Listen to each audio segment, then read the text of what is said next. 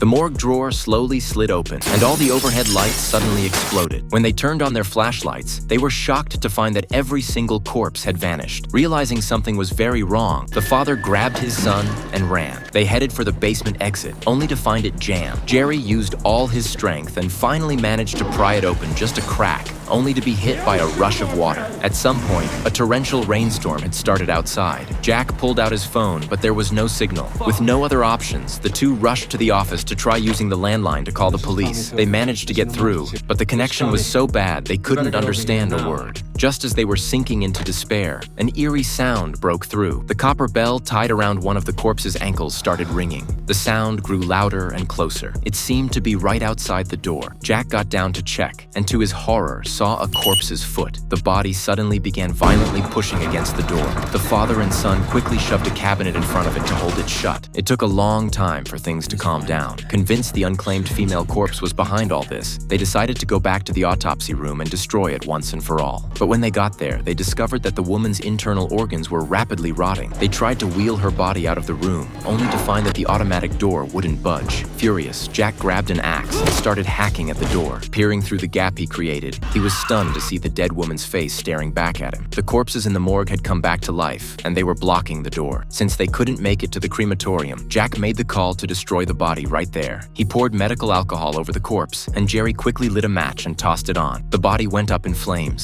The fire suddenly surged upward and ignited the ceiling. The father and son scrambled to put it out, but even after being engulfed in flames, the female corpse remained unchanged. Just then, Jerry noticed that the front door, which had been sealed shut earlier, was now open. They hurried down the hallway and stepped into the elevator, but as they waited, that terrifying bell began ringing again. Just as Jerry grabbed the axe ready to fight, the elevator finally opened. Unfortunately, the doors wouldn't close, and the corpse was closing in fast.